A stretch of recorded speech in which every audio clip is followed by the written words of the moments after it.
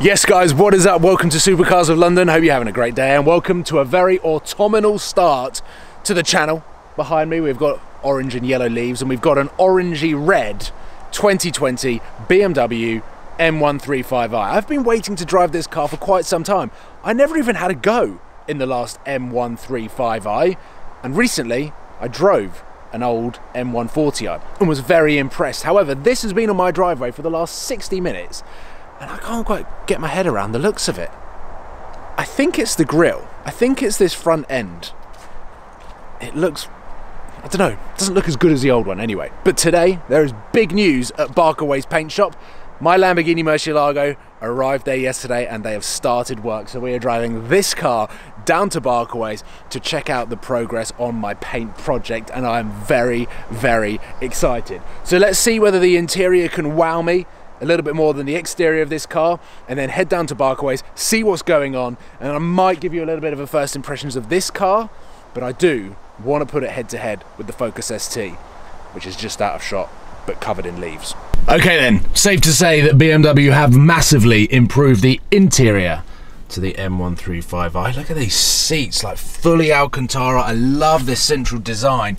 And then on all of the doors, we've got this volcanic style diamond stitched carbon effect down there, which doesn't make any sense whatsoever, but it is really cool and it actually runs along the center console of the car. Everything is up to date, everything feels a lot more modern in terms of BMWs. Their interiors always let them down in comparison to Audi and Mercedes, but this, with a very cool virtual cockpit right there, it is a much better and more improved. You still got this chunky steering wheel, which is amazing. So let's get on the road in this wonderful interior and then head to Barkaway's. Made it. And I've seen my car, and therefore I'm not going in that door, which is the reception. I parked the BMW right outside Barkaway's HQ because I've bypassed. This is my Lamborghini. Guys! Graham, Chris. Morning. You're working on my car. It's been here for 48 hours and this is what's going on. What you got? Doors off, everything stripped.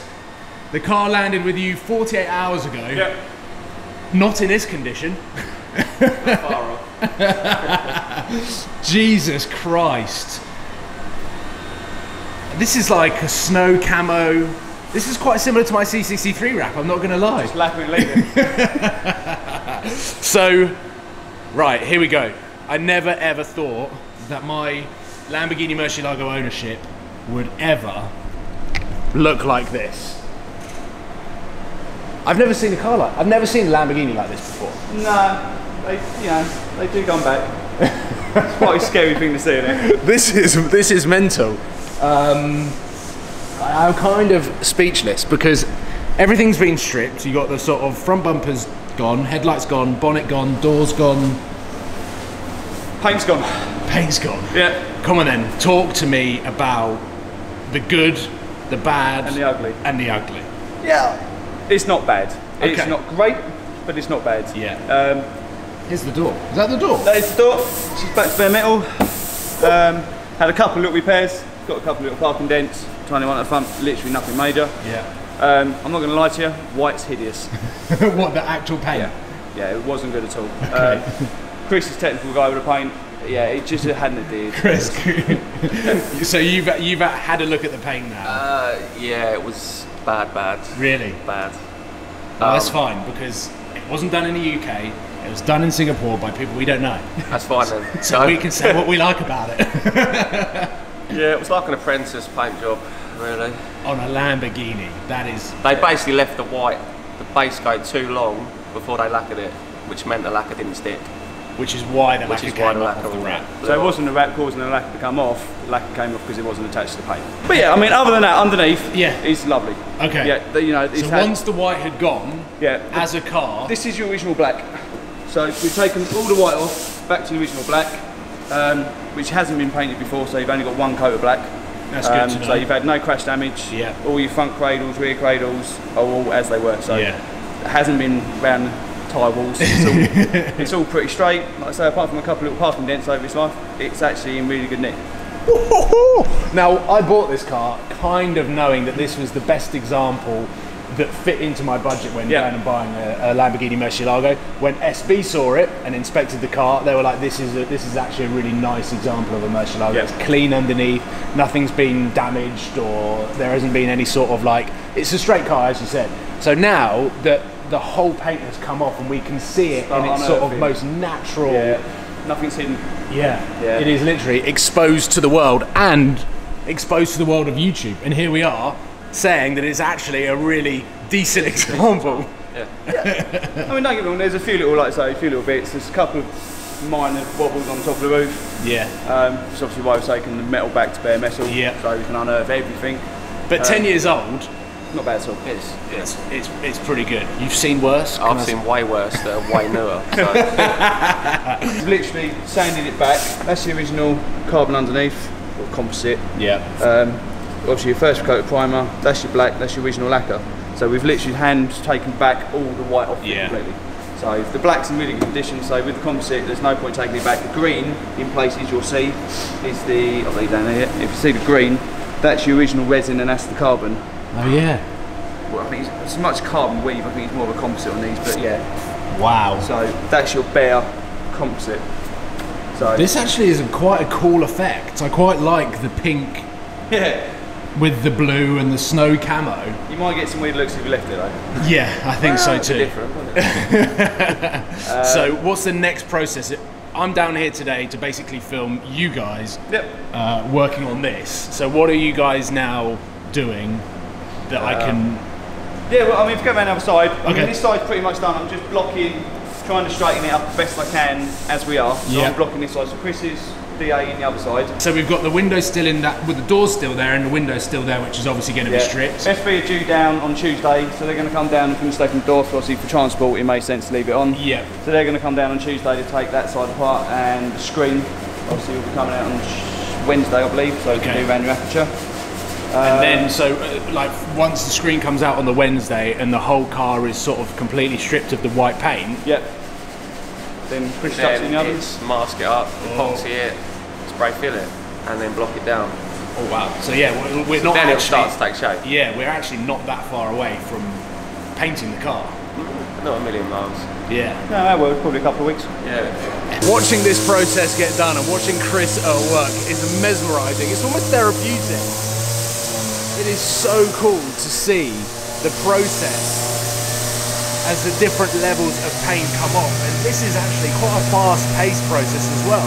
Because when I arrived, this was pretty much all paint. And to see it all come off, and to come off very, very fast as well.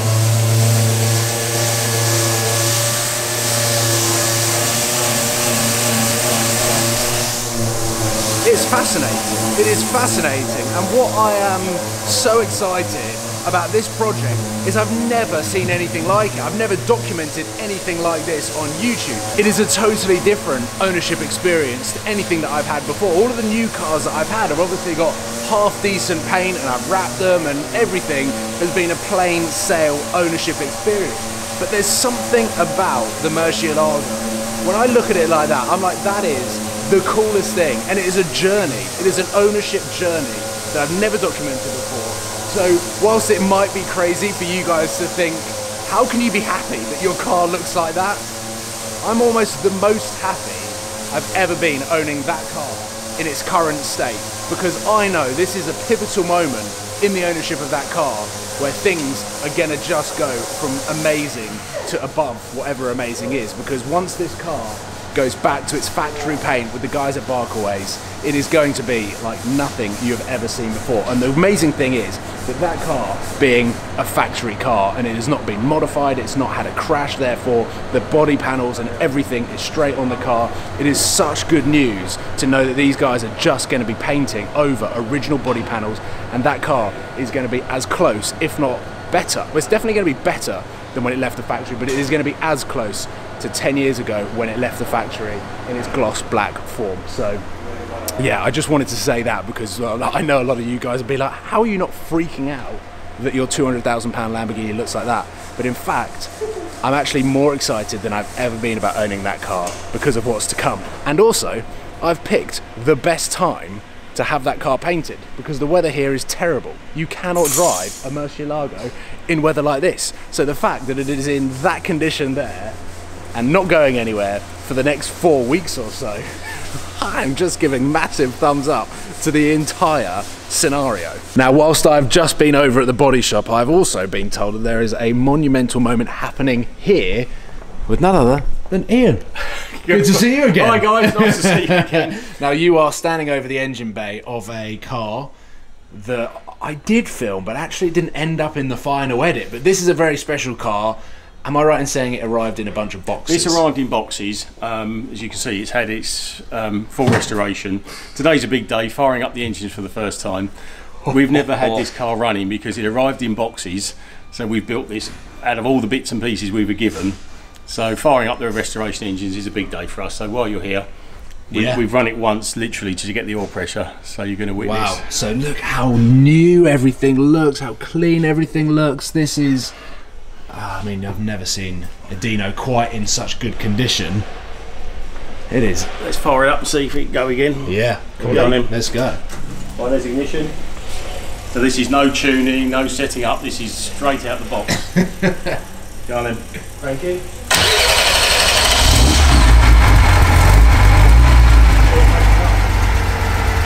All right, sound. See, that's pretty cool. Yeah. Apart from a box of bits to an idling car, it took us 250 hours to build the engine, but that's what it sounds like. 250 hours? To build this engine and gearbox to make that sound like that. And as a first fire up, we've got lovely oil pressure. It's running so nice. So you imagine how good when we set the, we haven't even set the carbs up yet, that's just as is. Customer's going to be so chuffed with that. We'll send him a copy of this video because he hasn't even seen this yet either. Oh, this is an exclusive. Look at that. Wow. That's cool. That is very cool. Yeah, that must be a proud moment. Yeah, it is. It's a very proud moment, and it's quite special firing up the engines. You put a lot of effort, a lot of work into them. When they actually work and sound like that, it's a good day for us. Yeah. We're having a good day today. And it smells good as well. It smells really good. Right, I'm going to go back over to the body shop.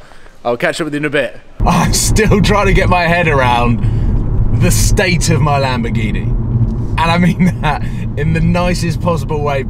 I can't believe how fast they're working. But also, that has got to be probably in the worst condition I've ever seen a Lamborghini. And I tell you what is actually one of the best things that I can take from today is that they've stripped all of the paint back, and as soon as you take the paint back you can see all of the repairs, you can see all of the history of the car, and that Murcielago is a peach. Anyway, finally we get onto the BMW M1355i. Now, I've got this car for 7 days, so I will be talking a little bit in more depth about this car than what I'm going to talk about now, because I know nothing about this car. And when I mean nothing, I mean I've not read a single thing or looked at a single video to do with this car. So, from a real first raw impression of just emotionally what this car does to me, I have to say it's a very easy car to get around in. It's very easy to use. Everything's intuitive. You've got some really nice touches on the buttons. The heads-up display is whatever. The virtual cockpit was what I was actually going to talk about, is really nice. And at night there's all of this ambient lighting that is coming up and really setting the tone, and also the level of luxury that this car offers. In terms of power delivery, I don't know any figures. I have absolutely no idea what power this puts out. But down here you've got the Sport, Comfort and Eco Pro, which I was hoping for a little bit more customization, like what you get in the M2 competition M3s, where you can literally fiddle through the transmission, the steering and everything like that. But we've got fairly slippery roads. It's autumnal, as I said at the beginning of the video. I like that word because everything's very orange and yellow. But that was an exhaust pop. Don't think you heard it, but that was an exhaust pop. Oh. picks up.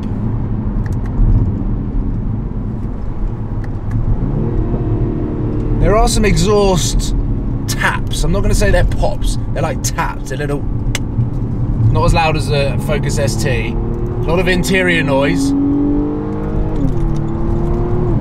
But it really gets up and goes. First impressions are that BMW have put some effort into the interior of the car. I'm gonna wait until my brain comprehends. Oh, did I say BMW? Which one of the destinations shall I select? None. Back. Please select an entry from the list. Back. Home. Please select an entry from the list. I'm just gonna turn you off. Do you reckon it will still hear me? No, still trying to talk to me. It's a little bit unnatural at the moment, the turning. I don't feel completely confident on relying on the front tyres and the turning at the moment, but I'll get onto that. And I will see you guys very, very soon for not only part 3 of this Barkaways paint project, but also everything else that is happening on the channel. So I'll leave it there. Thank you very much for watching. Please give this video a thumbs up, subscribe if you haven't already, and I will see you soon. Take care, guys. Goodbye.